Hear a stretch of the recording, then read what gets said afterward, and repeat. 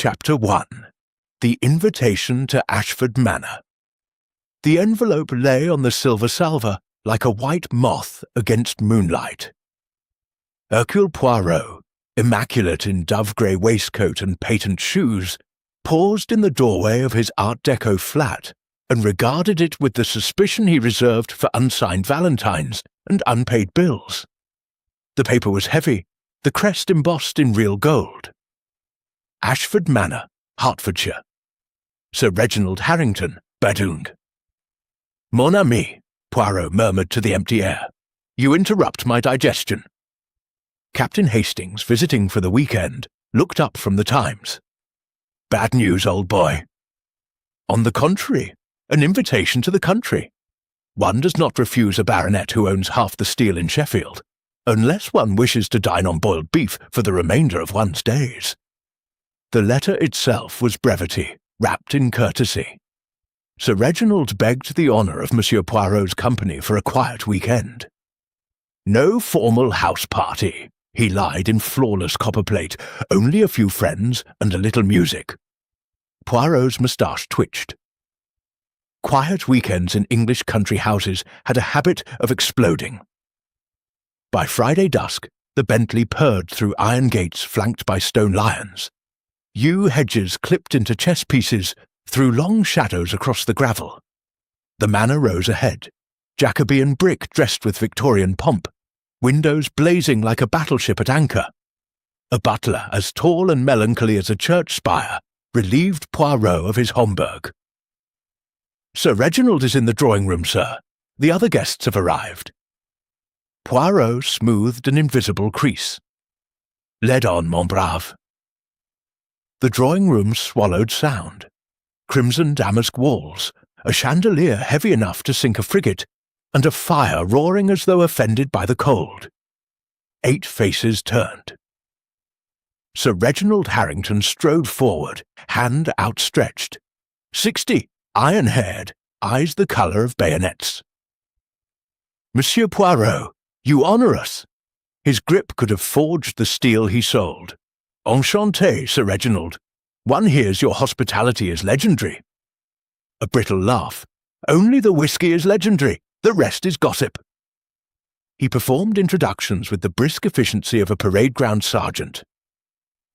Lady Margaret Harrington, second wife, 35, sapphires at her throat and boredom in her eyes, offered 2 fingers and a smile that never reached them. Julian Harrington, the son, 28, handsome in the way of men who know it, a guard's tie knotted with defiant looseness. He raised a brow at Poirot's height and found it wanting. Dr. Felicity Langley, auburn hair pinned like a crown, white coat exchanged for emerald silk. Sir Reginald's physician, she said, voice low, amused. I keep him alive so the rest of you may kill him with envy. Victor Slade, business rival, built like a dockyard crane, diamonds winking in his cuffs. His handshake lingered half a second too long, testing. Mrs. Lavinia Croft, widow of Harrington's late partner, black, lace and a lorgnette that could dissect a soul at 20 paces. Miss Diana Duval, actress, golden and restless, cigarette holder, carving arabesques in the air. I adore detectives, she purred. Do you carry handcuffs, Monsieur Poirot? Only for my moustache, mademoiselle. Last, Colonel Forbes Fortescue, retired Bengal Lancers, face the colour of port, moustache to rival Poirot's own. Jolly good. Solved the Maharaja's ruby business, what? Poirot inclined his head. The ruby solved itself. It merely required an audience. Sir Reginald clapped for silence. Cocktails! Jenkins, the sideboard! The butler wheeled in a trolley glittering with crystal. Martinis sharp enough to shave with, champagne pale as moonlight. Conversation blossomed like forced hyacinths. Poirot sipped, observed. Julian quarrelled with his stepmother over a sapphire brooch. Lady Margaret's fingers toyed with it as though it burned. Victor Slade cornered Sir Reginald by the fireplace. voice dropping to a growl about share prices and betrayal. Diana Duval laughed too loudly at Dr. Langley's whispered joke, then glanced at Julian with the hunger of a cat at a canary. Mrs. Croft sat apart, lorgnette fixed on a portrait above the mantel.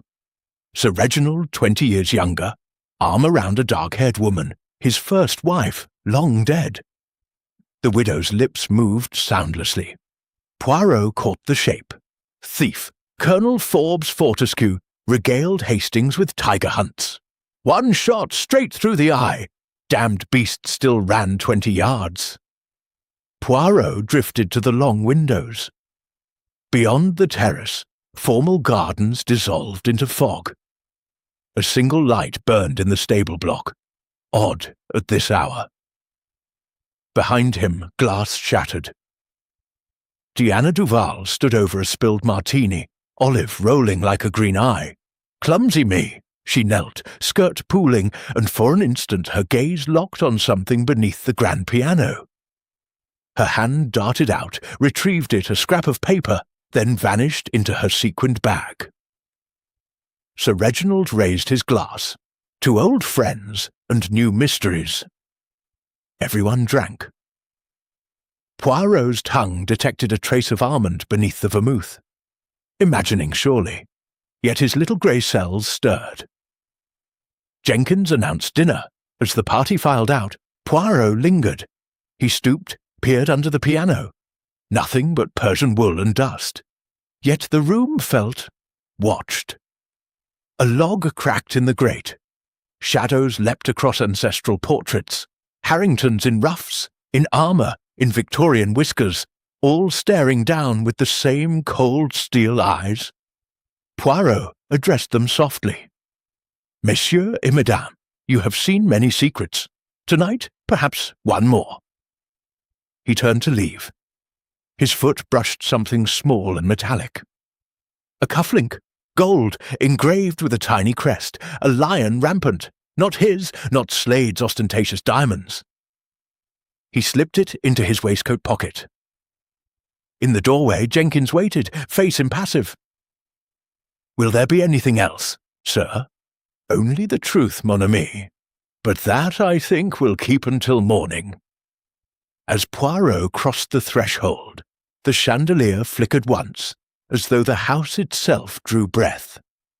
Somewhere above, a door closed with the finality of a coffin lid. Dinner gong sounded, deep, reverberating, impossible to ignore. Poirot smoothed his moustache, squared his shoulders, and stepped into the corridor where candle sconces hissed like serpents. Behind him, the drawing-room settled back into silence, firelight gilding the spot where, in 24 hours, Sir Reginald Harrington would breathe his last. But that is another chapter. Chapter 2. Whispers in the Shadows. The dining room at Ashford Manor was a cathedral of mahogany and candlelight. A table long enough for a coronation stretched beneath a vaulted ceiling, where plaster cherubs smirked down at mortal folly. Poirot took the chair offered by Jenkins, second from the end, perfect for observation. Sir Reginald presided at the head, Lady Margaret at the foot, a sapphire river between them.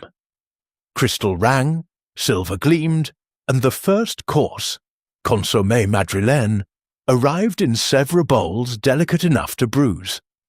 Conversation floated above the soup like steam. Julian Harrington toyed with his spoon. "Father, must we endure Slade's company all weekend? The man's vulgar." Victor Slade, 3 seats down, lifted a brow thick as a hedgerow. "Vulgarity is in the eye of the bankrupt, my boy." Sir Reginald's knife paused mid-air. "Enough. We are civilized people." "Are we?" Mrs. Croft's voice cut like a shard of ice. Her lorgnette swept the table. "Civilization ends where greed begins." Dr. Langley smiled into her wine. "Greed, Mrs. Croft, or justice? Your late husband's shares were hardly charity." The widow's knuckles whitened on her glass.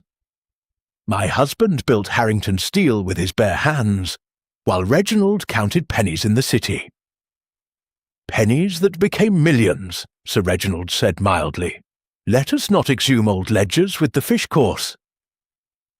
Turbot in lobster sauce arrived. Silencing knives for a moment. Poirot tasted, approved, and listened. Diana Duval leaned toward Colonel Forbes Fortescue. Tell me, Colonel, did you really shoot a tiger with one hand tied behind your back?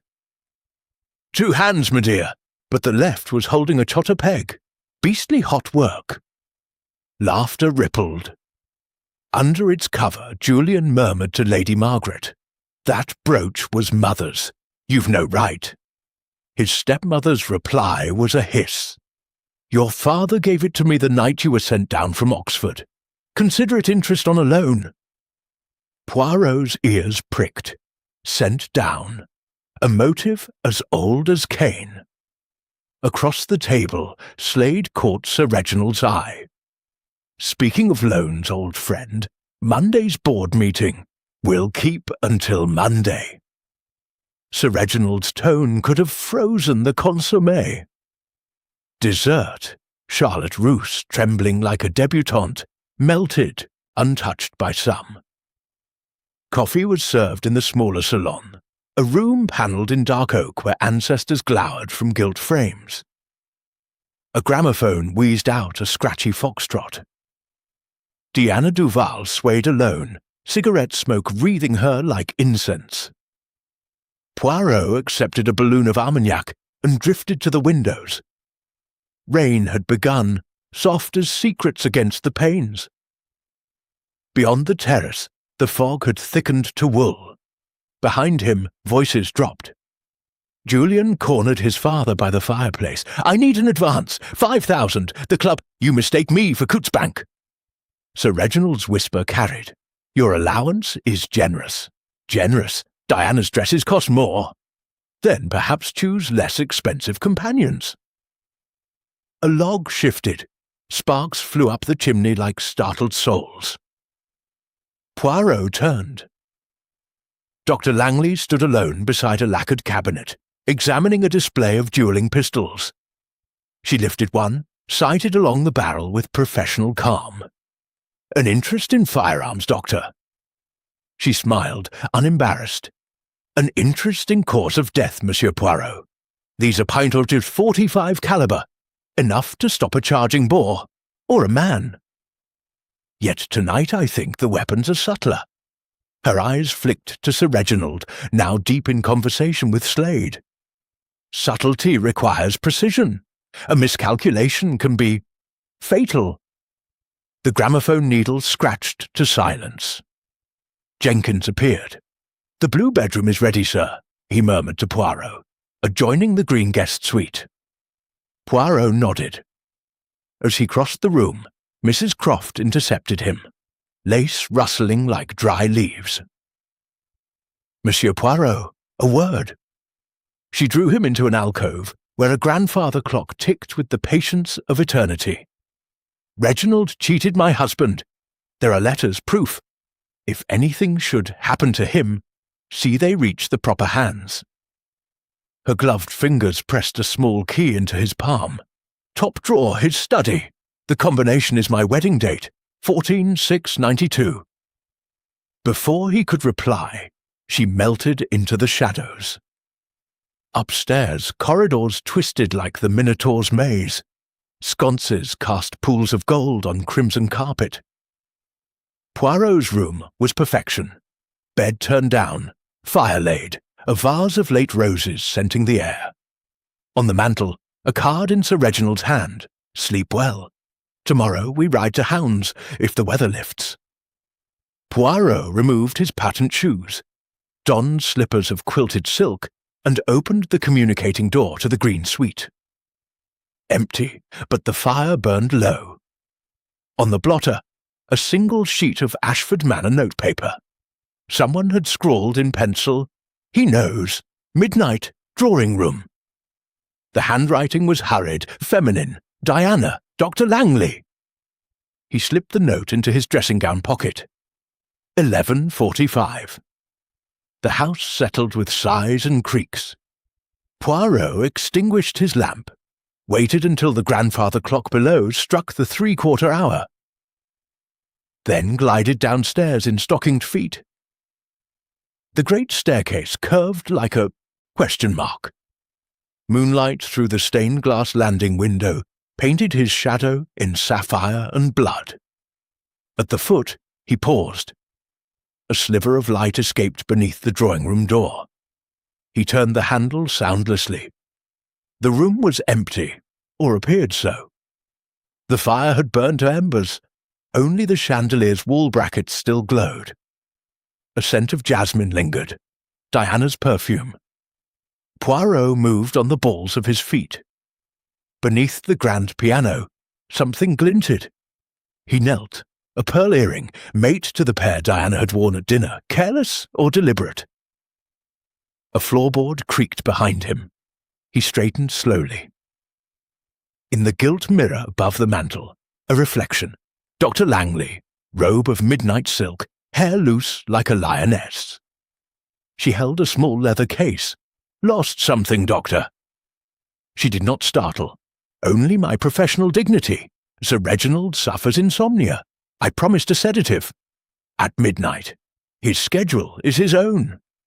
She opened the case. Glass vials, a hypodermic.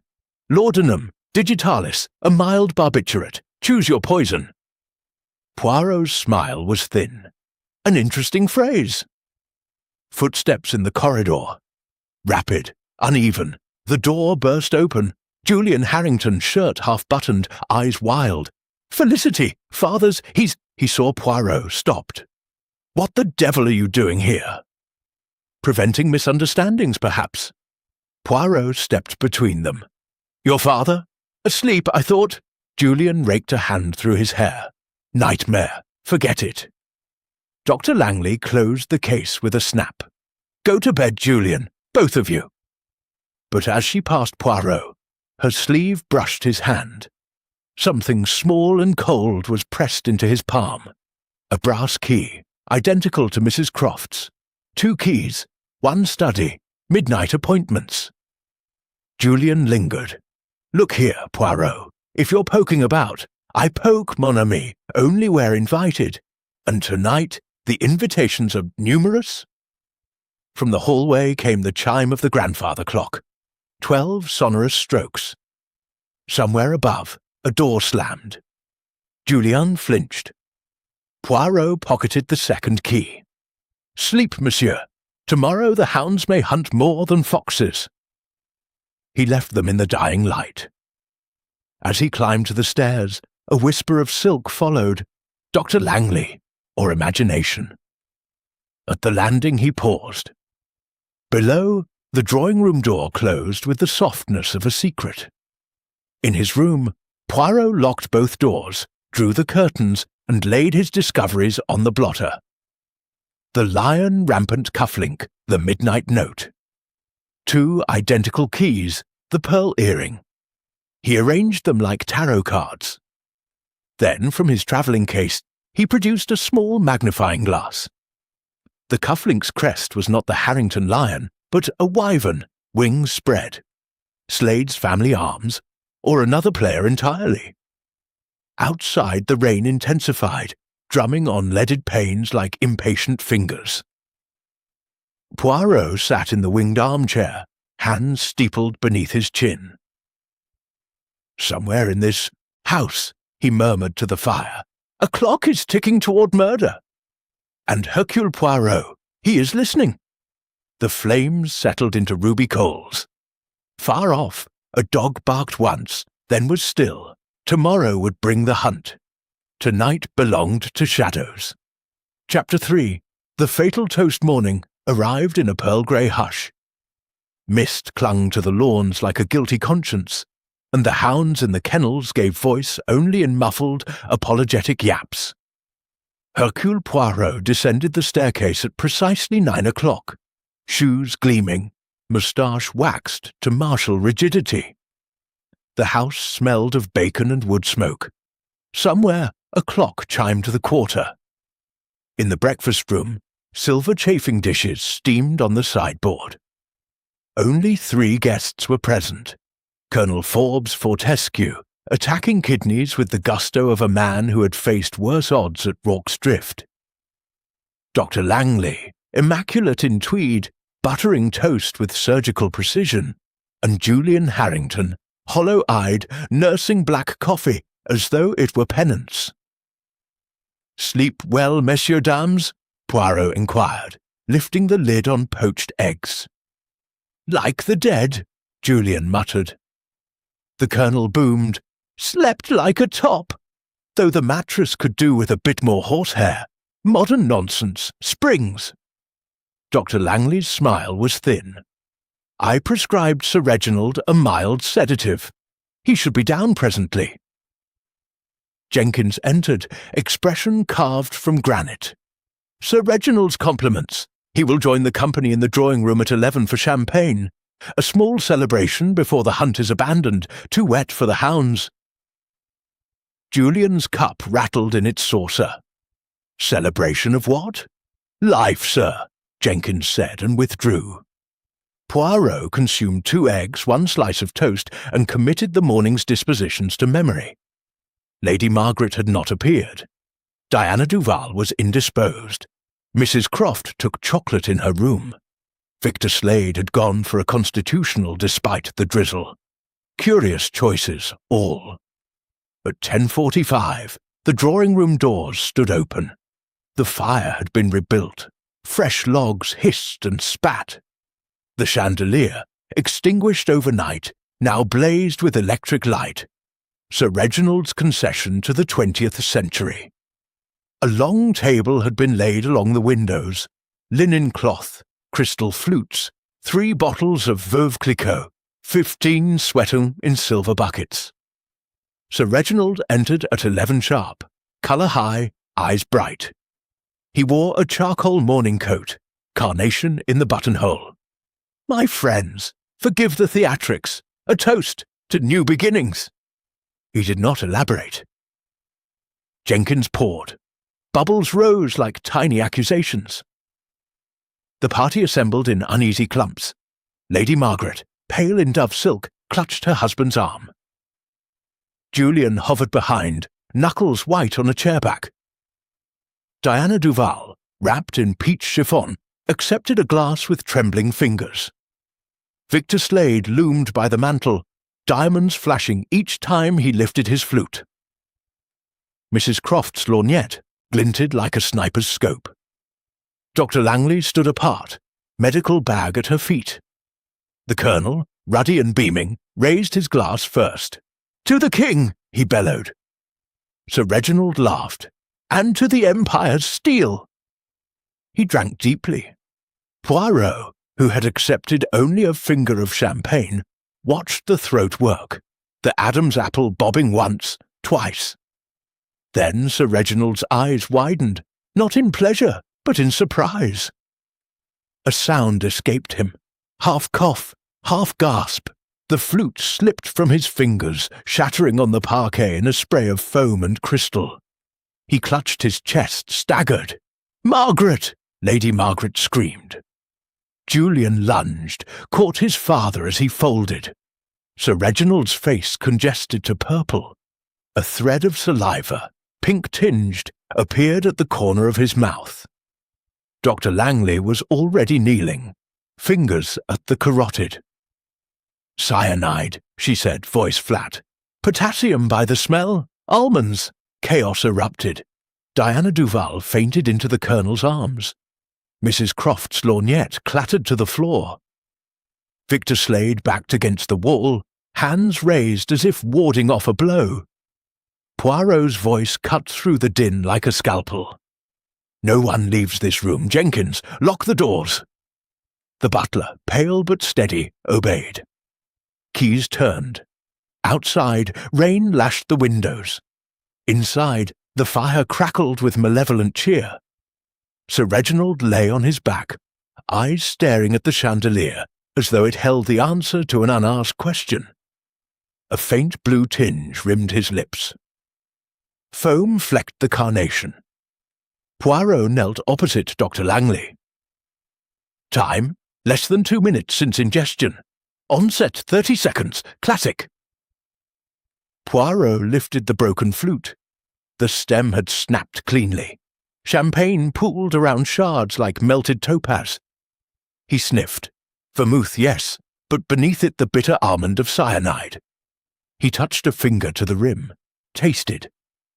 The poison had been in the glass, not the bottle. The other flutes remained innocent. "Observe," he murmured. "The victim's glass was poured last. Jenkins, your sequence?" The butler's voice trembled only slightly. "Sir Reginald's flute first, sir. Then Lady Margaret, Mr. Julian, Miss Duval. Yet the poison is in Sir Reginald's alone. Someone knew which glass would be his."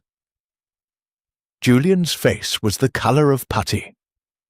"Father insisted on the same crystal, the one with the tiny nick in the base. He called it his lucky flaw."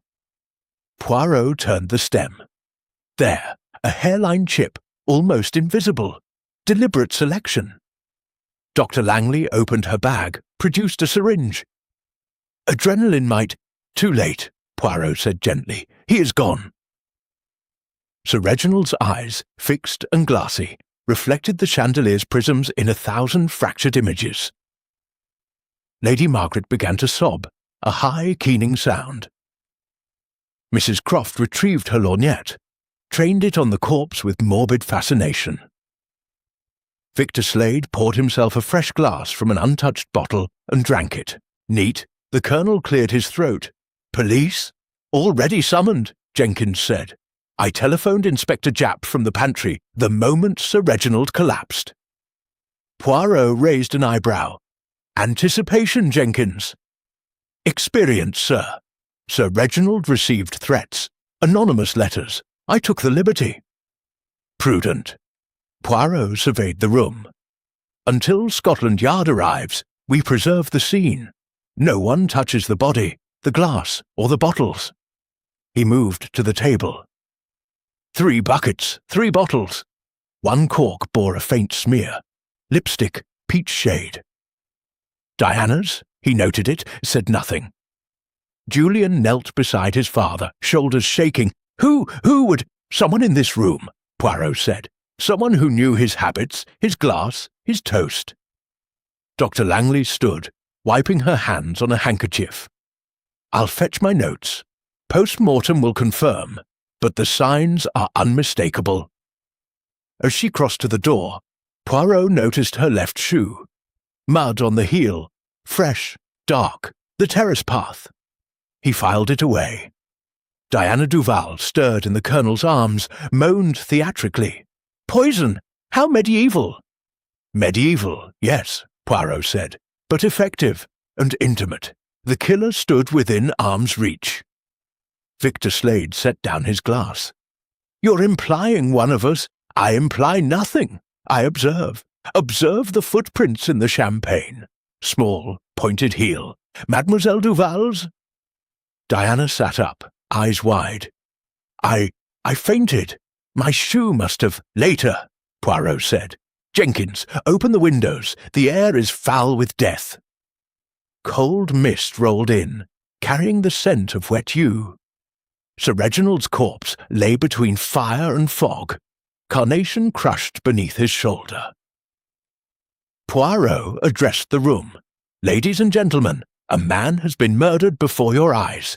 Each of you will remain until the police arrive. Each will surrender shoes, handbags, pockets for examination. Resistance will be unfortunate." Mrs. Croft's voice quavered. "You cannot detain us." "I detain no one. The law does, and the law, madame, is impatient with poisoners." Outside, tires crunched on gravel. Blue uniforms appeared at the French windows. Local constables, then the unmistakable burly figure of Chief Inspector Japp, umbrella dripping. "Poirot, you old bloodhound! What mess have you got us into now?" Poirot allowed himself a small bow. "A very English mess, mon ami. Champagne, cyanide, and a room full of suspects. Welcome to Ashford Manor."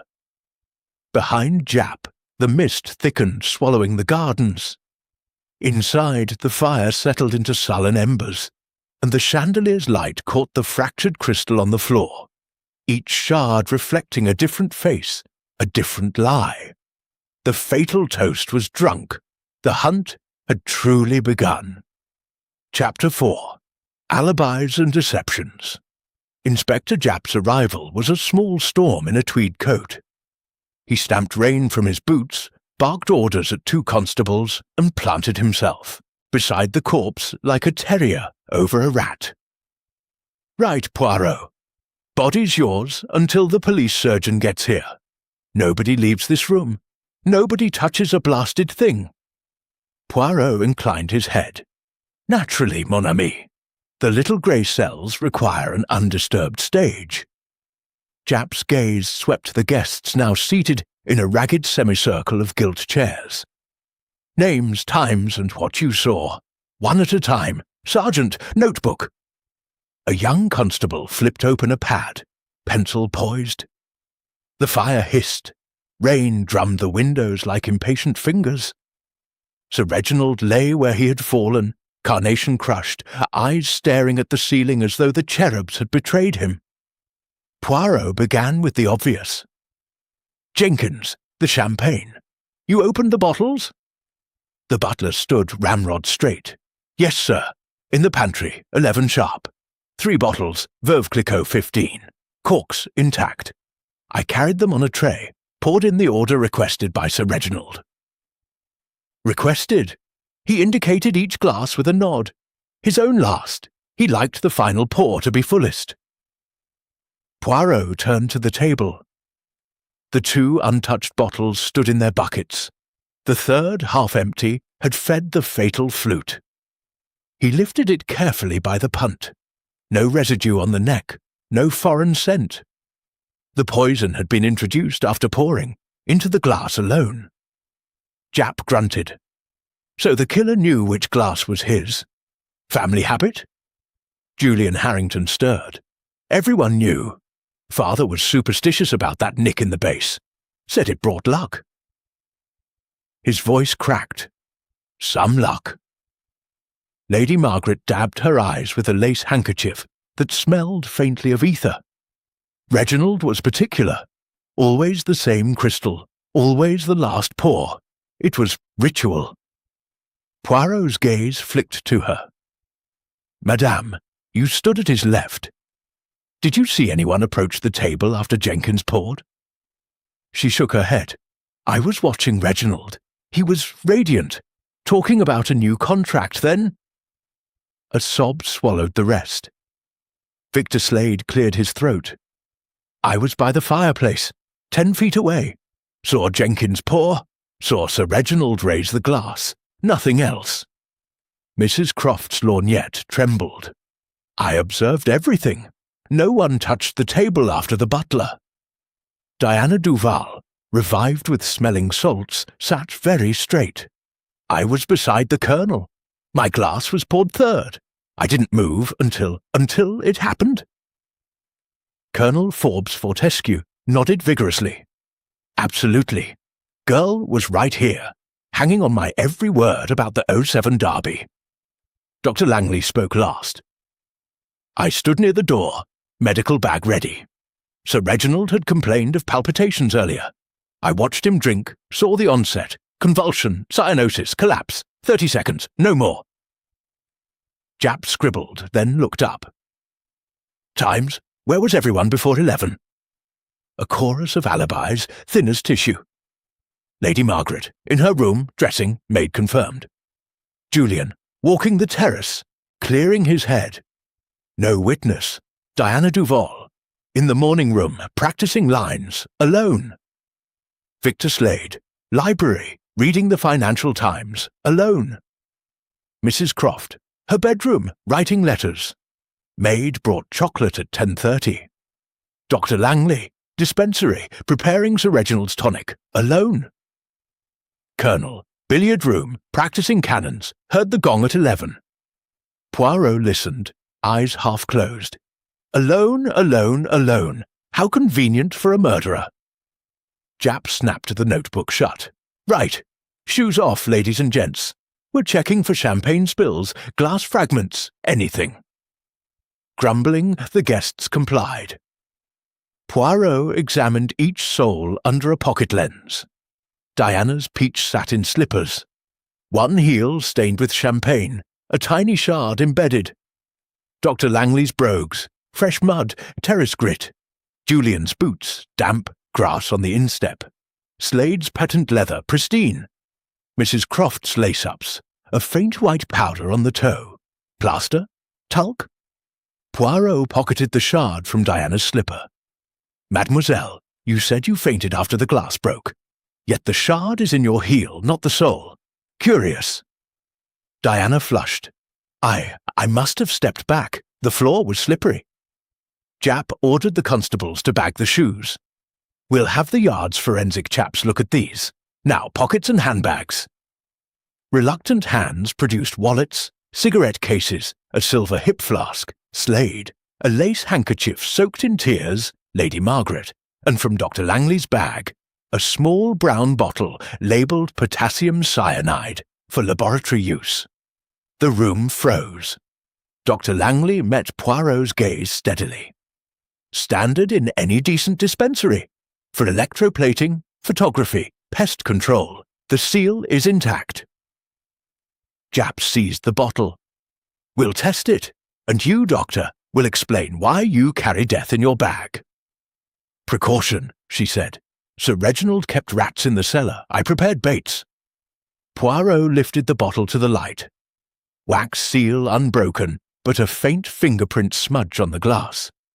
We shall see. He moved to the body. Sir Reginald's right hand clutched the carnation stem. The left lay open, fingers curled as though grasping air. Poirot gently pried them apart. Beneath the nail of the index finger, a scrap of peach chiffon. Torn, delicate. Diana's dress. Mademoiselle, Poirot said softly, you were closer than you claimed. Diana's eyes filled. I caught his sleeve as he fell. The fabric tore, that's all. Japp barked. Constable, take Miss Duval to the morning room. Separate interviews. As Diana was led away, Mrs. Croft leaned forward. There's more, Inspector. Last night I saw Julian in the pantry corridor, near the wine cellar, midnight. Julian surged to his feet. Lies! I was in my room. Were you? Poirot's voice was silk over steel. Your boots are wet, your cuffs damp. The terrace path is gravel, no mud. Yet Dr. Langley's shoes carry terrace mud. Curious exchanges. Dr. Langley's composure flickered. I walk the garden at dawn, medicinal herbs. Japp rubbed his temples. Poirot, this lot's thicker than pea soup. What's your theory? Poirot paced before the fireplace. The poison was in the glass, not the bottle. The glass was chosen deliberately. Someone knew Sir Reginald's habit. Someone who could approach the table unseen in the confusion of the toast. But observe, he pointed to the carpet. Footprints in the spilled champagne. Small, narrow, ladies' heels. Yet the Colonel's boots are size 11. Mr. Slade's 12.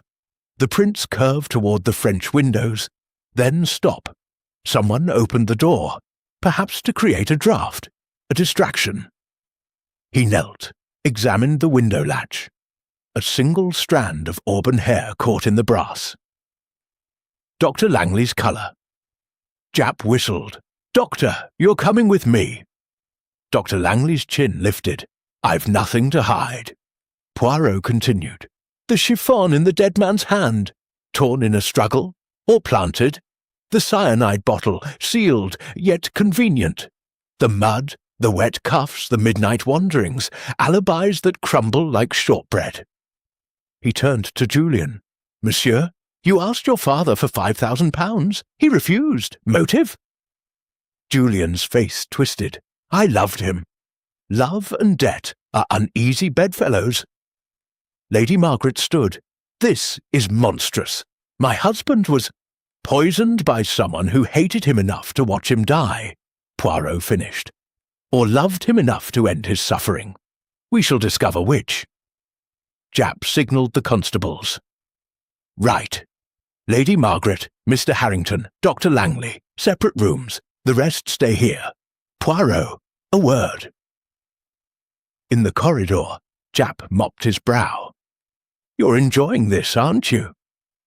Enjoyment is for crossword puzzles, mon ami. This is dissection, and the corpse has much to tell. Back in the drawing room, Poirot addressed the remaining guests. While the police question, I observe, Colonel, your hip flask, may I? The Colonel handed it over. Poirot unscrewed the cap, sniffed. Whiskey, peat, and something sharper. Ammonia! He poured a drop onto his handkerchief. It darkened. Interesting. Someone cleaned the flask recently. With what, I wonder? Slade shifted. Look here, Poirot. Later, monsieur. For now, we wait. The police surgeon, the forensic tests, the truth. They come. Outside, the rain eased to a drizzle. Inside, the fire burned low, and the chandelier's prisms cast fractured rainbows across Sir Reginald's still face. Alibis had been given. Deceptions had only begun. Chapter 5. The Hidden Passage. The police surgeon, a thin man with the mournful eyes of a bloodhound, arrived at 2:30. He pronounced death by cyanide poisoning, estimated time between 11:02 and 11:05, and departed with the stomach contents in a sealed jar.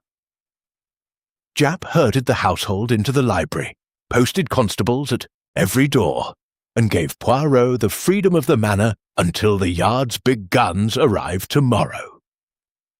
Poirot wasted no time. With Jenkins as reluctant guide, he began a methodical exploration of Ashford Manor's bones. Secret passages, he murmured, tapping the oak panelling in the long gallery. Every English house of this vintage hides at least one. Sir Reginald, he was a man who valued privacy. Jenkins's face was a mask. Sir Reginald valued many things, sir, privacy among them. They moved downstairs. The drawing-room had been sealed. Yellow tape crisscrossed the doors like a wound. Poirot studied the floor plan sketched on a card table. Ground floor, first floor, cellars. The architect's lines were elegant, but Poirot's finger traced a blank space behind the chimney breast. Here, he said, a void. Jenkins hesitated, then pressed a carved acanthus leaf in the wainscot. A panel sighed open, revealing a narrow passage faced with brick. Dust lay thick. Cobwebs veiled the air like morning lace. Servants' corridor, Jenkins explained. Disused since the war. Leads from the butler's pantry to the master suite and to the drawing-room. Poirot produced a pocket torch. The beam cut through gloom, revealing footprints in the dust. Small, pointed, recent. A woman's shoe, size 5. Dr. Langley, Diana.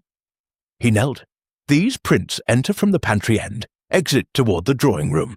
But, observe, he pointed to a second set, larger, overlapping. A man's brogue, size 10, returning the same way. 2 conspirators, or 1 person changing shoes. Jenkins swallowed. I wouldn't know, sir. Poirot's smile was wintry. You know the house, mon ami. You know its secrets. They followed the passage. It twisted behind the library, descended a spiral of worn stone steps, and emerged through a false bookcase into the wine cellar. Bottles slumbered in racks. The air was cool, earthy, laced with the ghost of cork and tannin.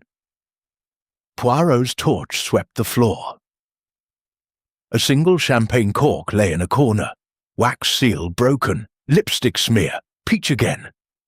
Beside it, a scrap of paper, 11, DR drawing room. He pocketed both. Someone prepared the poison here, away from prying eyes. The cork was removed, cyanide introduced into the bottle. No, the poison was in the glass. This cork is from a practice bottle, perhaps. Jenkins shifted. The Veuve Clicquot was stored here, sir. I fetched it myself at 10:45. Alone? Yes, sir. Poirot's eyes gleamed. Yet the footprints say otherwise. They ascended a second staircase, narrower, emerging behind a tapestry in the master bedroom.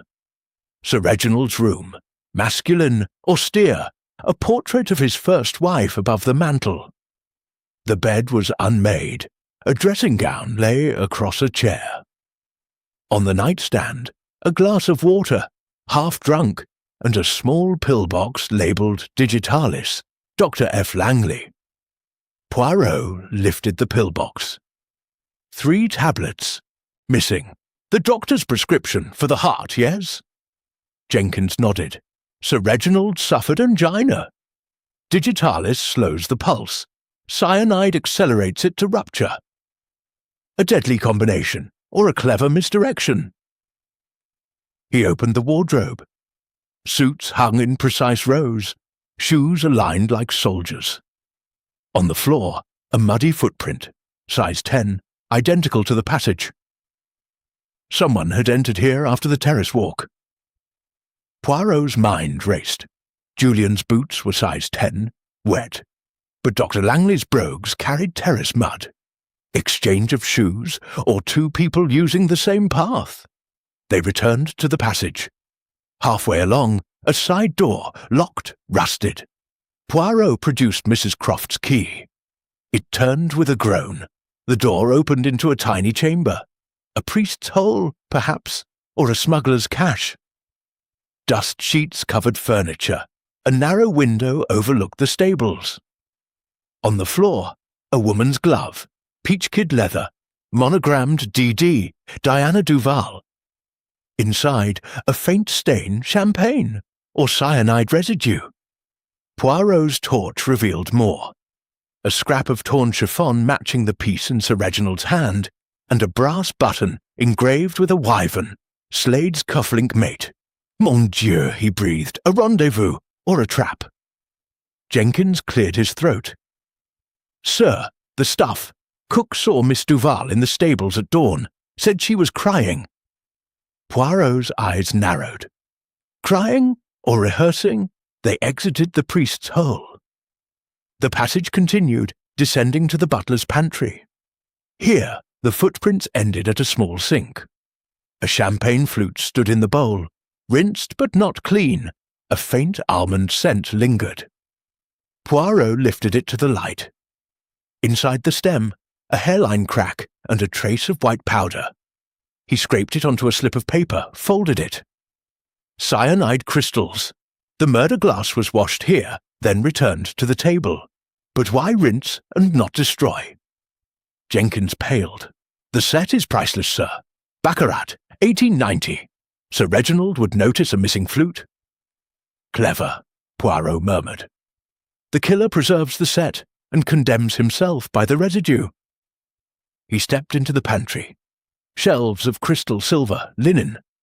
On a lower shelf, a box of rat bait labelled potassium cyanide. Half empty. Dr. Langley's supply? Poirot asked. Jenkins nodded. She prepared it last week. Poirot's mind assembled the pieces. The passage allowed unseen access to the drawing room. The rinsed glass proved premeditation.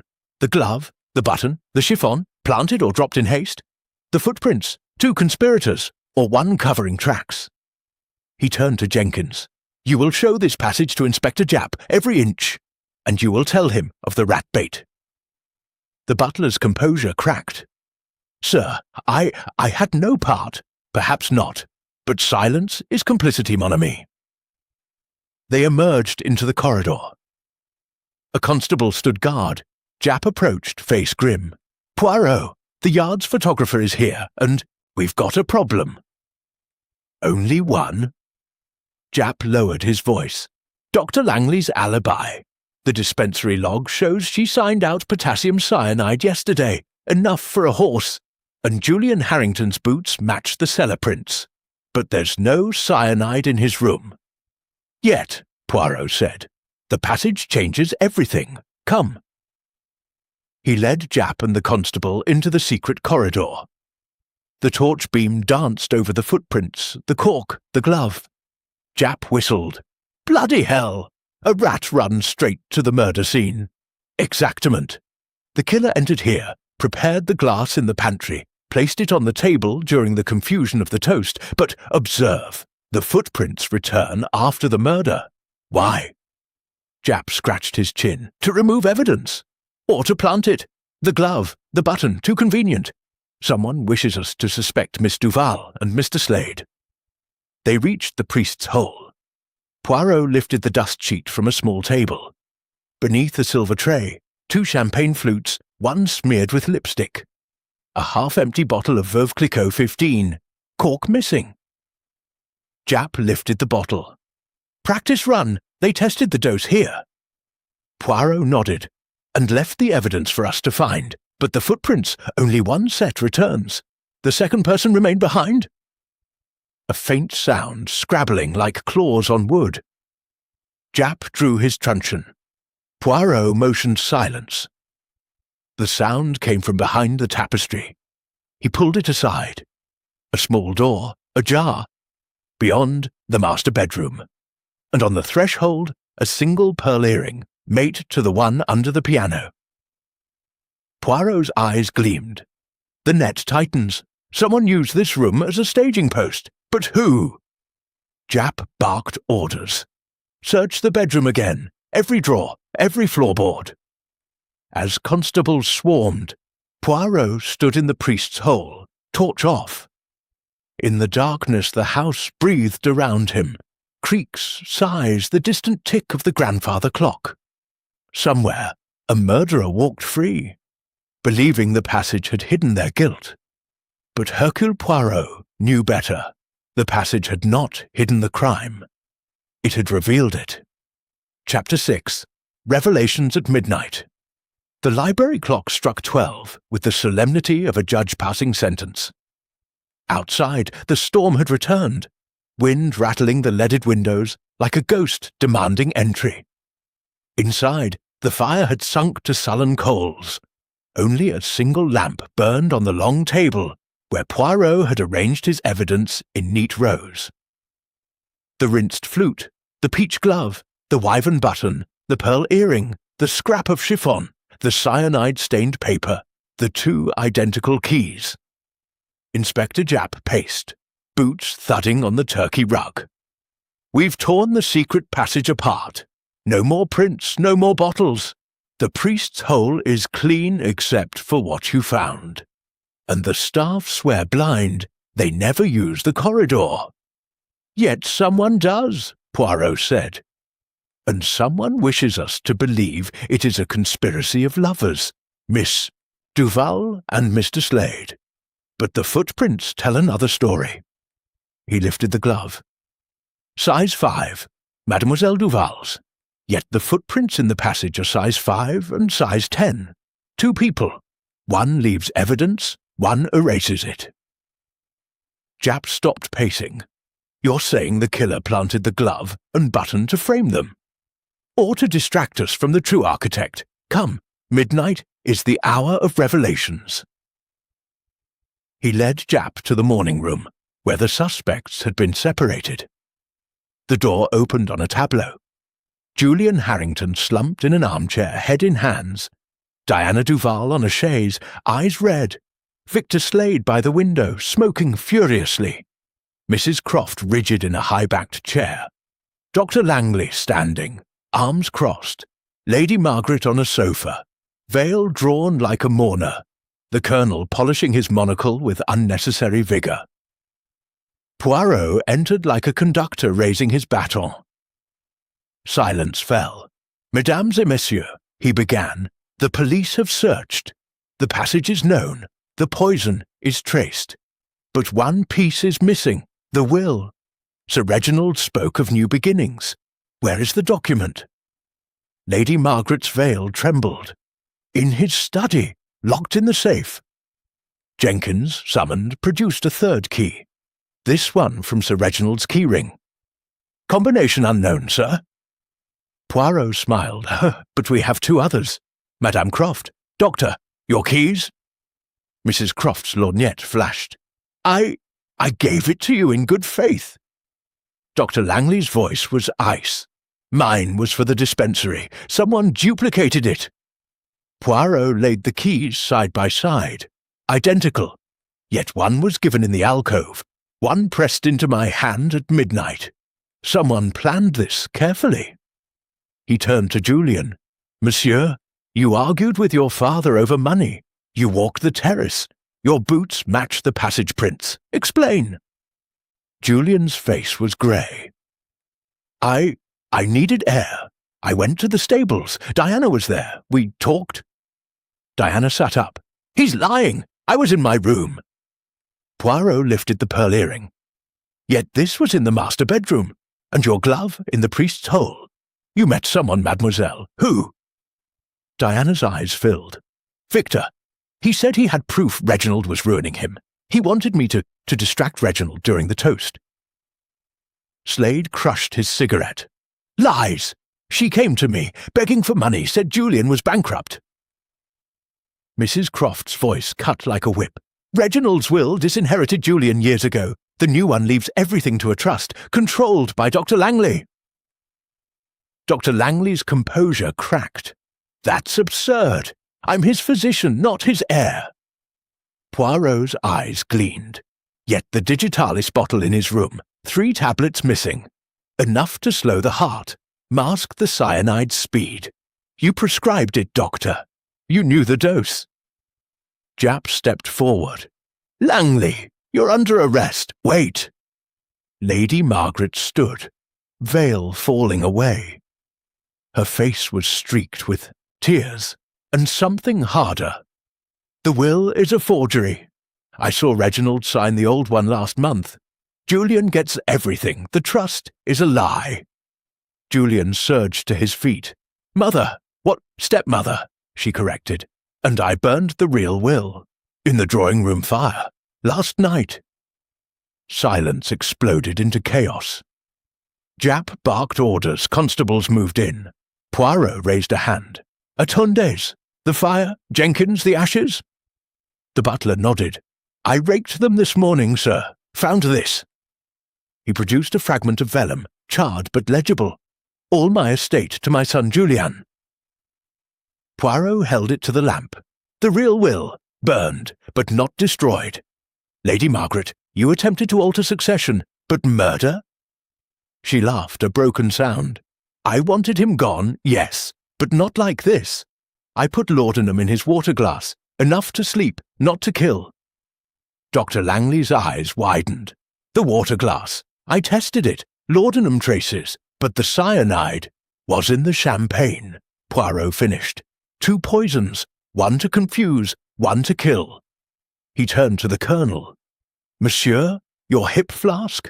The ammonia scent? Cleaning fluid? You wiped the passage prints, yes?" The colonel's monocle dropped.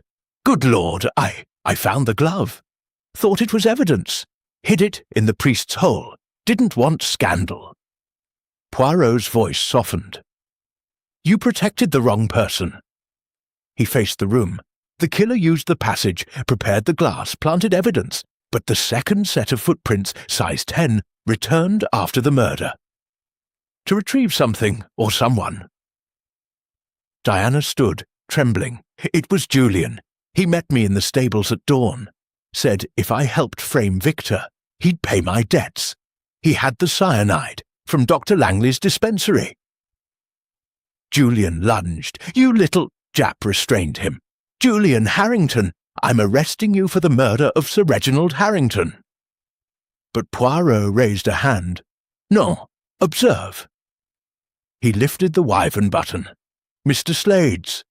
Yet the cufflink I found under the piano was a match.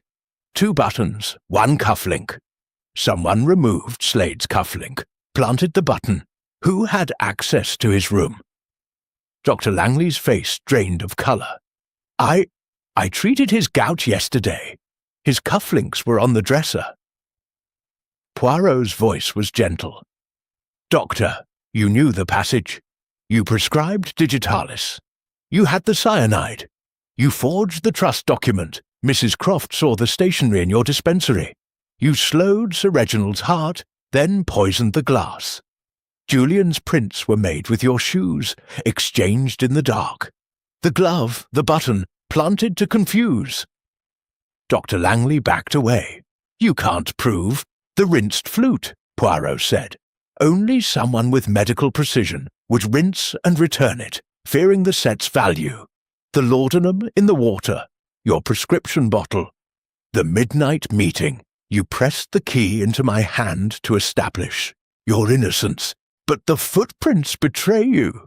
Size 5 entering, size 10 returning, your shoes on Julian's feet by arrangement. She bolted for the door. Japp caught her arm. Felicity Langley, you're nicked.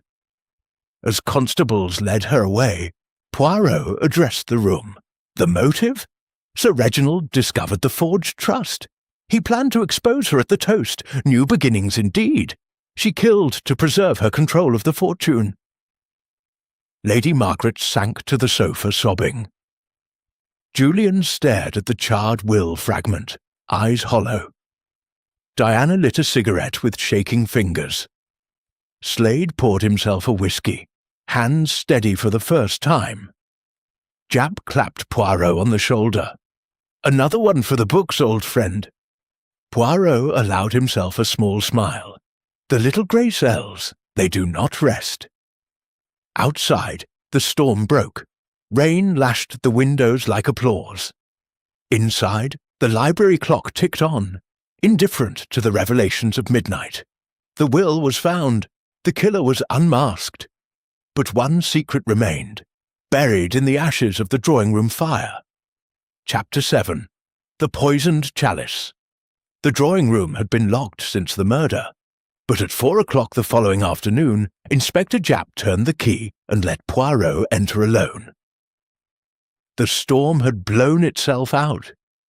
Pale winter sunlight slanted through the tall windows and lay across the parquet like a cautious witness. The chalk outline of Sir Reginald's body still marked the floor, the carnation stain now a rust-brown comma. The air smelled of cold ash and cyanide's ghost. Poirot stood in the doorway, hands clasped behind his back, letting the room speak. The little grey cells required silence. He began with the fireplace. The grate had been raked clean, but he knelt, produced a small sieve, and sifted the ashes onto white paper. Fragments of vellum, a corner of blue sealing wax, the brass eyelet of a legal envelope. He pocketed them. Then, with a silver fruit knife, he pried at the fireback. A loose brick shifted. Behind it, a folded sheet, scorched but intact. The real will, dated 3 days ago. I bequeath my entire estate to my son Julian Harrington, revoking all previous instruments. Signed, witnessed by Jenkins and the housekeeper. Lady Margaret's forgery had been a desperate gamble. Poirot slipped the document into his breast pocket. One mystery solved. Now, the chalice itself. He moved to the long table where the champagne had stood. The 3 buckets were gone to the yard laboratory, but the linen cloth remained, stiff with dried wine. He lifted it, sniffed. Beneath the yeasty sweetness, bitter almonds, faint but unmistakable. The cloth had absorbed overflow from the poisoned flute. He laid the cloth flat, produced a magnifying glass. A single strand of auburn hair, Dr. Langley's, caught in the weave. Another strand, blonde, curled like a question mark, Diana Duval's. He collected both in an envelope. Next, the baccarat flutes, the set, had been returned from forensic examination, each wrapped in tissue. Poirot unwrapped the fatal glass, the one with the nick in the base.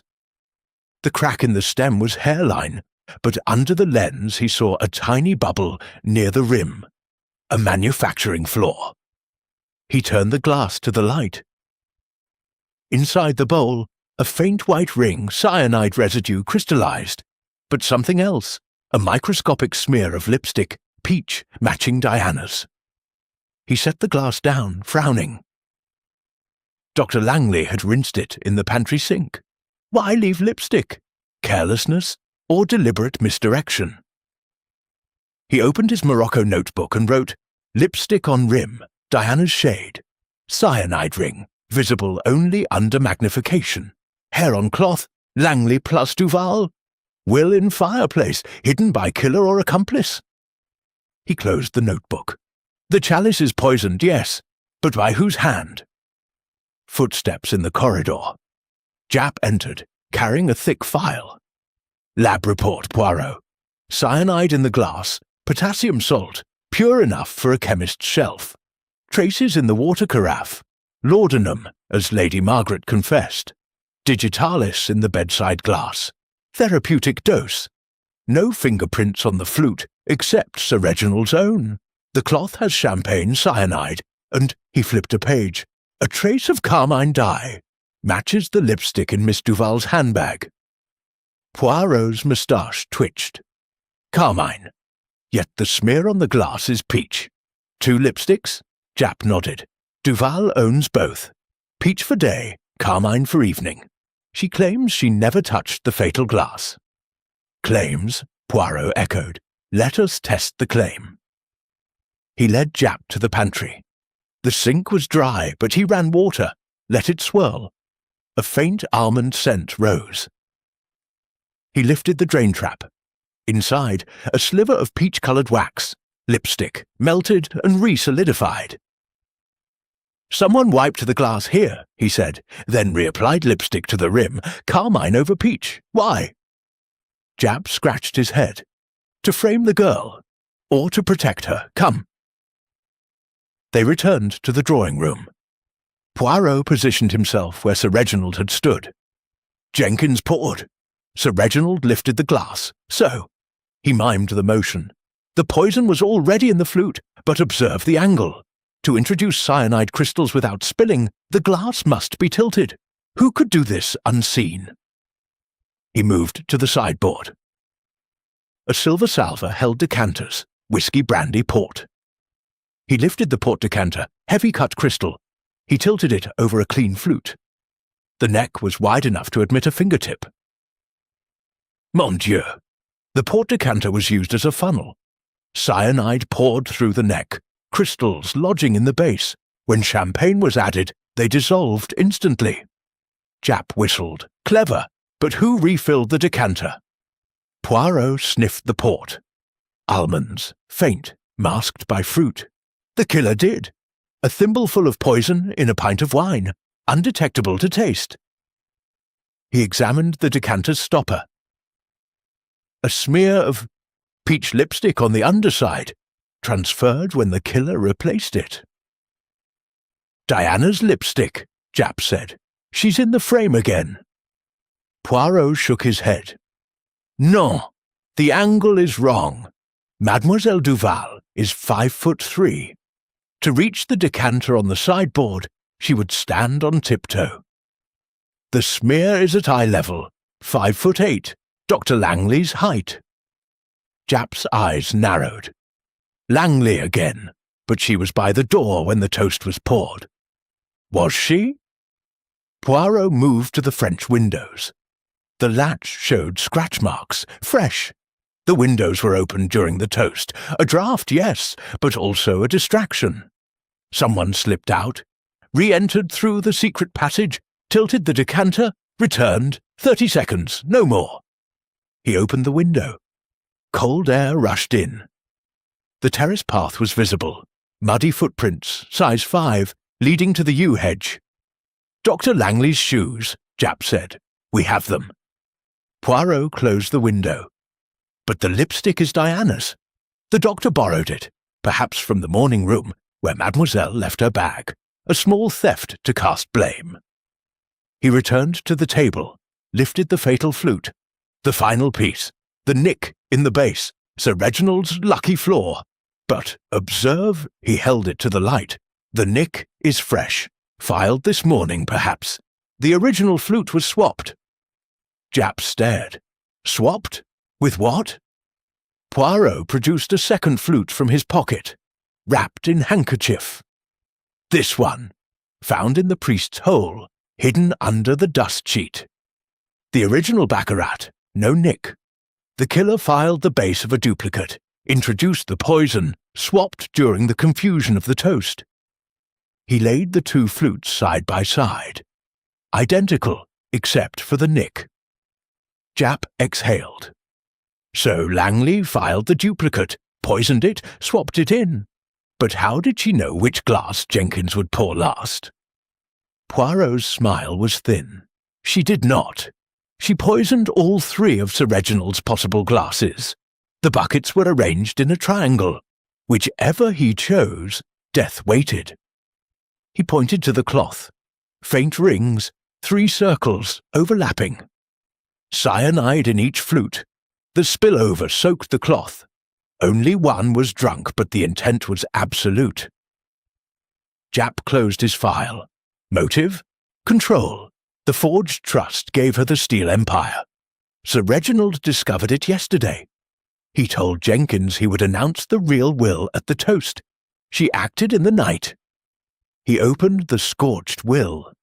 This was to be his triumph. She burned the copy in the study, hid the original in the fireplace, believing the police would find only ashes. Japp nodded slowly. We've enough. Warrants being sworn. Langley will hang. Poirot replaced the will in his pocket. Justice, yes, but the chalice, the true chalice, was trust. Sir Reginald trusted his physician with his life. She betrayed that trust with poison. He looked around the room. Sunlight caught the chandelier, scattering prisms across the chalk outline. The carnation stains seemed to pulse, a final heartbeat. The case is closed, Japp said. Poirot shook his head. Non, mon ami. The case is clarified. The poison was in the chalice, yes, but the venom was in the heart. He turned to leave. At the door he paused. One last thing. The lipstick, carmine over peach, a small vanity. Dr. Langley wished the world to see Diana's guilt, not her own. Japp grunted. Women and their paint. Poirot's eyes twinkled. And men and their steel. Both can kill. He stepped into the corridor. Behind him, the drawing room settled into silence, the poisoned chalice gleaming innocently in the afternoon light. The method was known, the killer was named, but the why, the darkest why, still echoed in the empty flute. Chapter 8. Betrayals Unveiled. The storm returned at dusk, fiercer than before. Thunder rolled over Ashford Manor like artillery, and lightning stitched the sky in white-hot seams. Inside the great hall, the chandelier swayed on its chain, crystals chiming a nervous requiem. The guests, what remained of them, were herded back into the drawing-room by Inspector Japp, who had postponed Dr. Langley's transfer to London until the weather cleared. Poirot stood at the mantel, hands clasped behind his back, the firelight gilding his immaculate silhouette. The chalk outline had been erased, the carpet rolled away, but the room still reeked of death and deceit. Mesdames et messieurs, he began, voice calm as a priest's, we have the method, we have the poison, we have the will. But murder is never solitary. It breeds accomplices, lovers, fools. Tonight, we unveil the betrayals that made Sir Reginald's death possible. Japp locked the doors. 2 constables stood guard. Outside, wind screamed through the yews. Poirot turned first to Diana Duval. She sat on the edge of a gilt chair, peach chiffon torn at the hem, eyes swollen. Mademoiselle, you told us Julian Harrington recruited you to frame Mr. Slade. Yet your lipstick is on the decanter, your glove in the priest's hole, your earring in the master bedroom. Explain. Diana's voice trembled. Felicity, Dr. Langley, came to my room at dawn yesterday. She said Reginald was cutting Julian out of the will. If I helped her, she'd pay my debts. She took my lipstick, my glove, said it was insurance. Victor Slade crushed out a cigarette. Insurance? She tried to ruin me. That trust. She forged my signature as trustee. I'd have been arrested for fraud. Poirot lifted the scorched will. Yet you knew of the forgery, monsieur. You confronted Sir Reginald in the library 2 nights ago. Jenkins overheard. You'll regret this, Harrington. Slade's jaw tightened. Business, not murder. I wanted my shares back. He laughed in my face. Mrs. Croft's lorgnette flashed. Reginald laughed at everyone. He laughed when he ruined my husband, laughed when he seduced his own brother's wife. Lady Margaret gasped. That's a lie. Is it? Mrs. Croft opened her reticule, produced a yellowed letter. From Reginald to my sister-in-law, 1908. Come to the manor. Your husband need never know. She killed herself when the child was born. The room froze. Julian Harrington rose slowly. Child? Mrs. Croft's smile was venomous. You, boy! You're not Reginald's son. You're his nephew, bastard of his brother's wife. The real will acknowledged it. That's why he rewrote it. Julian swayed. You're mad. Poirot's voice cut through. No, monsieur. The blood tells. Your eyes, your mother's eyes. Sir Reginald raised you as his own to hide the shame. But when you demanded £5,000, he feared exposure. He planned to send you abroad, with a stipend, not the estate. Lady Margaret stood, trembling. I knew. I burned the letters. I forged the trust to keep the money. Felicity helped me. She wanted the power. Dr. Langley, handcuffed between constables, laughed. A brittle, broken sound. Power? I wanted freedom. Reginald controlled everything. My research, my patents. He threatened to expose my indiscretions. Poirot's eyes narrowed. Indiscretions. She lifted her chin. Julian, we were lovers. He promised to marry me once he inherited. When Reginald changed the will, Julian panicked. He stole the cyanide from my dispensary. I caught him in the passage at midnight. He said, help me or lose everything. Julian lunged. Liar! Japp restrained him. Easy, lad. Poirot continued. You both planned it.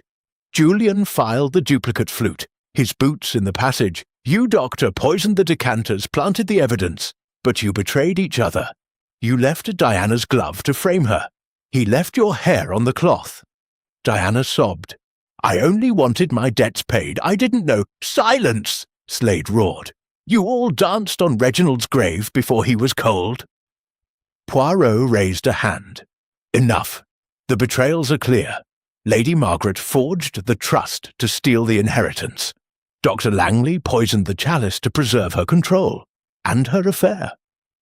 Julian recruited Diana to distract, stole the cyanide, filed the glass. Mrs. Croft revealed the bastardy to destroy the family. Mr. Slade threatened exposure to regain his shares. Diana lent her lipstick, her glove, her silence for money. Each betrayal fed the murder, but only 2 hands held the poison.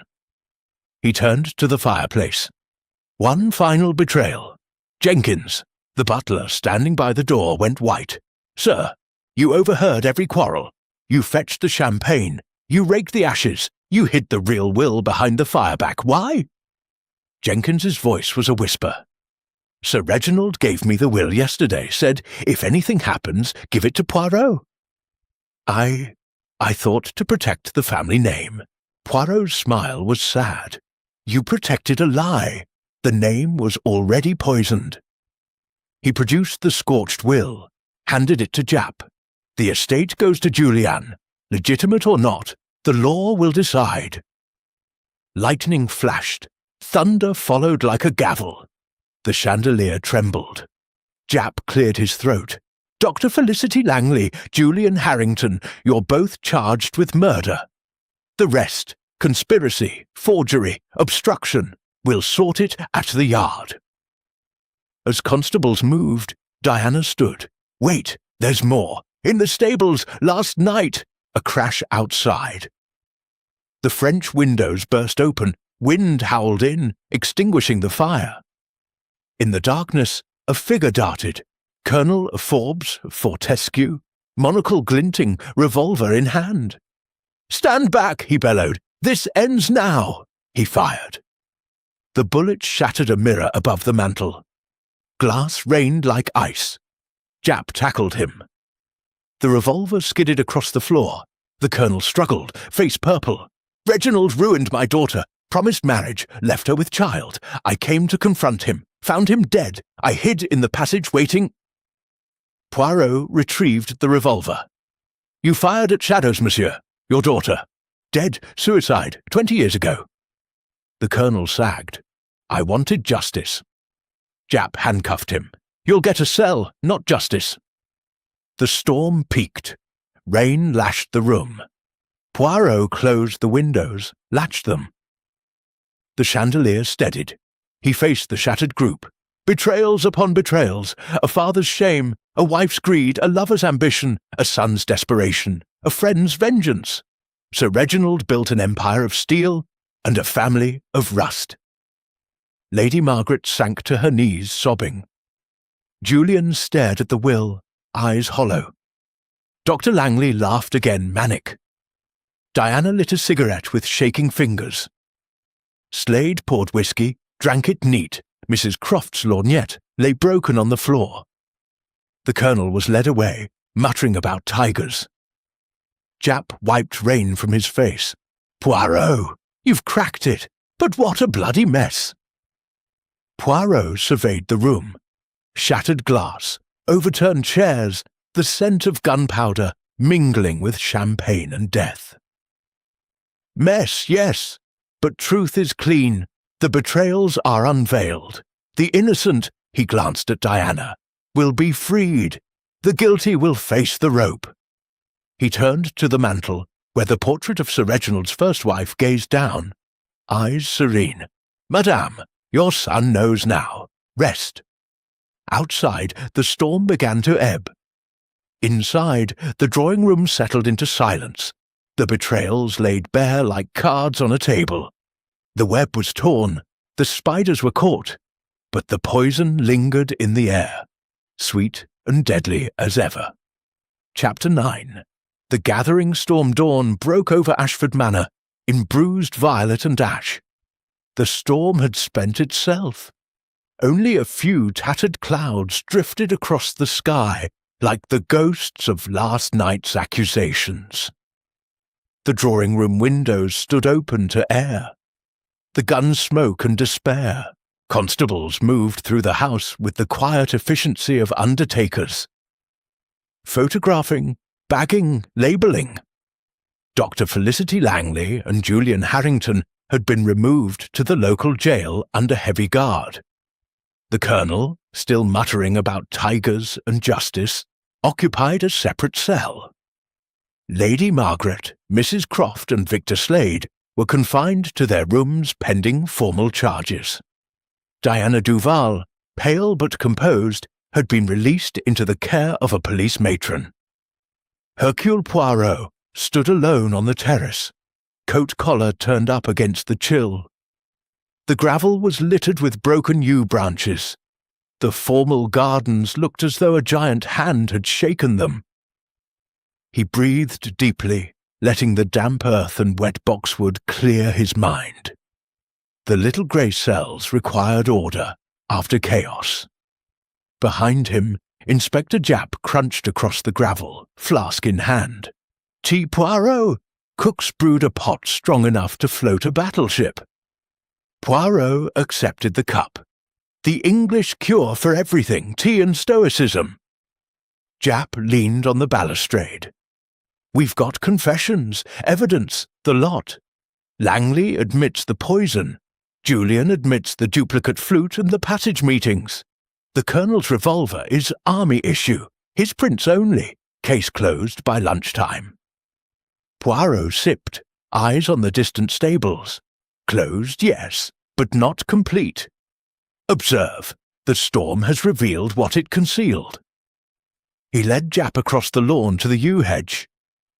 There, half buried in mud, lay a small silver cigarette case, engraved D.D. Diana's. Inside, 3 sodden cigarettes, and a folded note in Dr. Langley's precise hand. After the toast, meet me in the stables. Bring the brooch. F. Japp whistled. Blackmail? Or bait? Poirot said. The sapphires Lady Margaret wore. Her husband's gift the night Julian was sent down from Oxford. Diana was to steal them, plant them on Slade. Another layer of misdirection. They followed the hedge to the stable yard. The doors stood ajar. Straw was scattered as though by a struggle. In the tack room, a storm lantern still burned low. On the floor, a man's handkerchief monogram VS, stained with fresh blood. Poirot knelt. A cut finger, perhaps. Mr. Slade was here after the shooting. Japp bagged the handkerchief. He said he went for a walk to clear his head. Head or conscience? Poirot murmured. He opened a feed bin. Inside, a small leather jeweller's box, empty. The brooch was here. Someone took it. A soft footstep. Diana Duval appeared in the doorway, wrapped in a police blanket, eyes wide. I couldn't sleep. The matron said I could walk the grounds. Poirot's voice was gentle. Mademoiselle, the note in the cigarette case. You were to bring the brooch? She nodded, tears spilling. Felicity said if I didn't, she'd tell the police I poisoned the glass. I came here after the toast, before the colonel fired. Victor was waiting. He took the brooch, said it was payment for debts Reginald owed him. Then Julian arrived, furious. They fought. Victor cut his hand on a bridle hook. Japp's notebook flipped open. Time? midnight. The storm was just starting. Poirot's eyes gleamed. And the colonel? He burst in, waving the revolver. Said we were all vultures. Julian ran, Victor followed. I hid in the hayloft until the police came. Japp closed the notebook. Adds robbery to the charge sheet. Slade's done. They returned to the house. In the entrance hall, Jenkins met them, face grey. Sir, the safe in the study. It's been opened. The forged trust document is gone. Poirot's moustache twitched. Lady Margaret? Still in her room, sir. Under guard. They climbed the stairs. Lady Margaret's door was ajar. The constable lay slumped against the wall, head bleeding. Inside, the room was chaos, drawers emptied, mattress slashed. Lady Margaret was gone. Japp cursed. She's bolted! Poirot knelt by the constable. A blow from behind! Brass candlestick! He'll live! He pointed to the window. The sash was raised. A silk stocking dangled like a white flag. They ran to the terrace. Footprints, small, heeled, led across the lawn toward the woods. Japp barked orders. Constables fanned out with dogs. Poirot stood still, eyes on the horizon. She will not run far. The brooch is her insurance. An hour later, the dogs found her in the old icehouse, shivering in a mink coat, the sapphire brooch pinned to her chemise like a desperate heart. She did not resist. Back in the drawing room, Poirot assembled the final pieces. The forged trust lay on the table, recovered from Lady Margaret's reticule. Beside it, the real will, the empty jeweller's box, the bloodied handkerchief, the cigarette case, the note. Japp rubbed his temples. So Langley and Julian planned the murder. Lady Margaret forged the trust to steal the estate. Slade tried to rob the corpse. The colonel sought revenge. Mrs. Croft spilled the bastardy secret. Diana was the pawn, and the storm covered it all. Poirot nodded. The gathering storm was not in the sky, mon ami. It was in their hearts. Greed, shame, lust, vengeance. Each fed the tempest. He turned to the French windows. The gardens were calm now, sunlight gilding the yew hedges. But observe, the storm has passed, the air is clean, truth remains. Mrs. Croft entered, supported by a constable. Her lorgnette was gone, her eyes were clear. Monsieur Poirot, I've a confession. The letter about the child, it was forged by me to hurt Reginald. The boy is his true son." Julian, brought from the cells in handcuffs, stared. "Then why? To punish him," she said. "He ruined my husband. I wanted him to lose everything, even his name." Poirot's voice was soft. "Madame, you gathered the storm with lies, but the lightning struck the innocent." He faced the room. Jap, the constables, the Achadai, shattered remnants of the house party. "The charges, Dr. Langley and Julian Harrington. Murder, Lady Margaret. Forgery, theft, assault, Victor Slade. Robbery, conspiracy, Colonel Forbes Fortescue. Attempted murder, Mrs. Croft. Perjury, Diana Duval. Released, a pawn, not a player." Diana wept silently.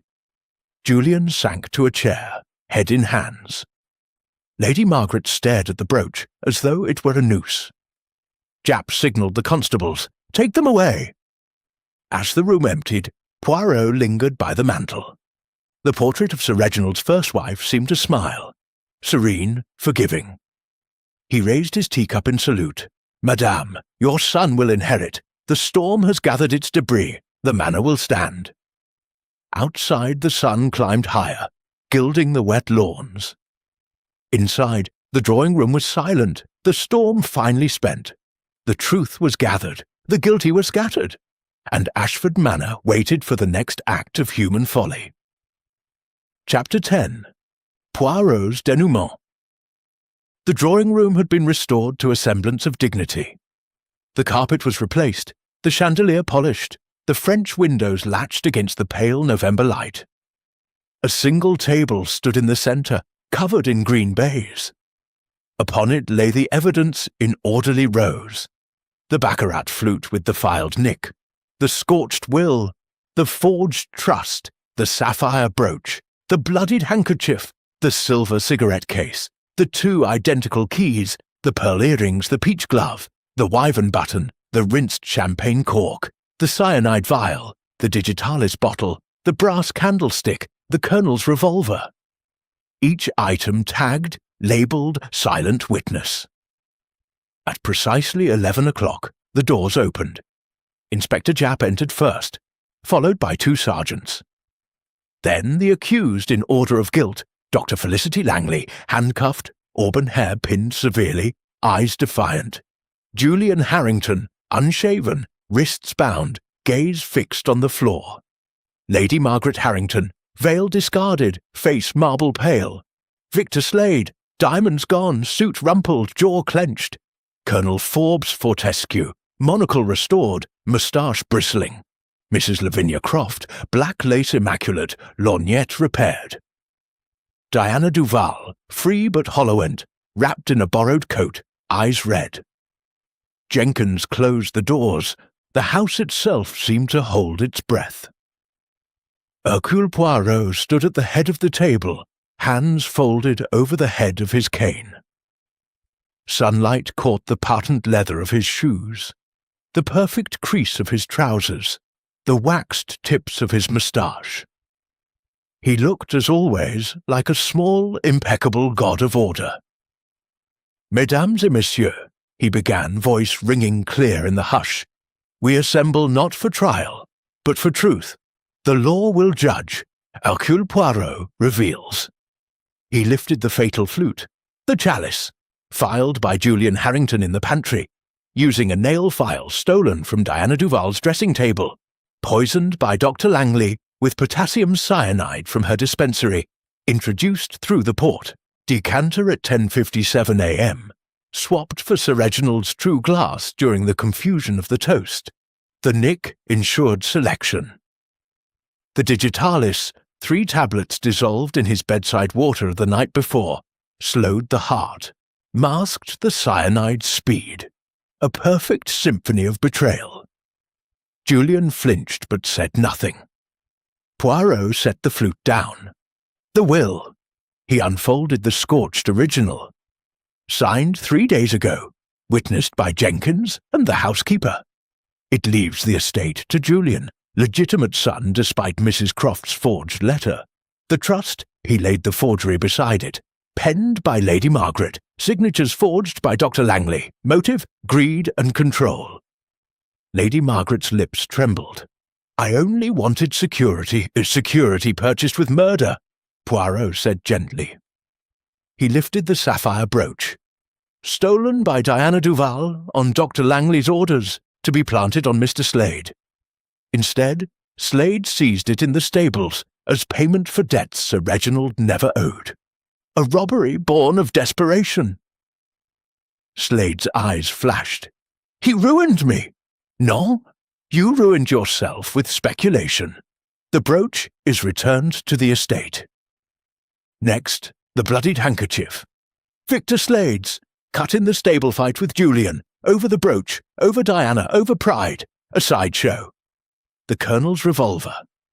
Loaded with intent. The Colonel hid in the passage, planning confrontation. The storm and the murder stayed his hand, until rage overcame reason. The Colonel's voice cracked. My daughter deserved justice, not vengeance. You fired at shadows. Mrs. Croft's forged letter. A cruel lie to wound a dying man. The bastardy was fiction. Julian is Sir Reginald's true heir. Mrs. Croft's lorgnette clattered to the floor.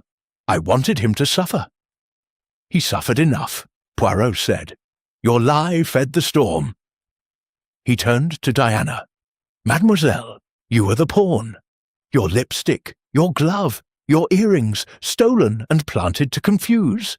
You lent your silence for money. You are free, but wiser, I hope. Diana wept silently. Poirot faced Dr. Langley and Julian. You two composed the duet of death. Lovers, conspirators, betrayers. You, Doctor, supplied the poison, the medical precision, the forged trust. You, Julian, the duplicate flute, the passage meetings, the distraction of Diana. You quarrelled in the stables, over inheritance, over her. You each believed the other would take the blame. Langley's voice was ice. He promised marriage. Julian's was ash. She promised the empire. Poirot's eyes softened. Love and ambition, poison more deadly than cyanide. He stepped back, cane tapping the parquet. The sequence, night before, digitalis in water glass. Dawn, duplicate flute filed. 10:45, champagne fetched via passage. 10:57, cyanide via port decanter. 11 cash, toast, collapse. Midnight, stable meeting, brooch theft, fight. 12:30, Colonel's shot. Dawn, lady, Margaret's flight, brooch recovered. Every betrayal fed the next. The storm gathered, struck, and passed. He turned to Japp. The charges stand. The evidence is complete. Japp nodded to the sergeants. Take them out. As the prisoners filed past, Poirot spoke once more. One final truth. Sir Reginald knew. He wrote a letter, found in his safe this morning. He produced a sealed envelope. To Julian. My son, forgive my silence. The empire is yours. Live better than I. Julian stopped, tears cutting tracks through the stubble. He knew? Poirot placed the letter in his bound hands. He loved you. That is the only inheritance that matters. The doors closed. The room emptied until only Poirot, Japp, and Jenkins remained. Japp exhaled. Another triumph, Poirot. Poirot surveyed the table, the evidence now bagged, the table bare. Triumph? Non, mon ami. Only order restored to chaos. The manor will pass to Julian, when he is free, if ever. The Steel Empire will be sold. The betrayals will echo in courtrooms and prisons. He moved to the French windows. Outside the gardens gleamed, washed clean. A robin sang on the yew hedge. Jenkins cleared his throat. Sir, the staff. We've orders to close the house. The family isn't gone. Poirot nodded. Close it, mon brave, but leave one window open. The house must breathe. He stepped onto the terrace. The air was cold, sharp, alive. Japp joined him. Back to London? Japp asked. Oui. A hot bath, a tisane, and perhaps... Poirot smiled. A small celebration, with Veuve Clicquot, But this time I examined the cork. They walked toward the waiting car. Behind them, Ashford Manor stood silent, windows dark, the drawing-room empty at last. The denouement was complete. The poison was purged. And Hercule Poirot, satisfied, turned his little grey cells toward the next impossible crime.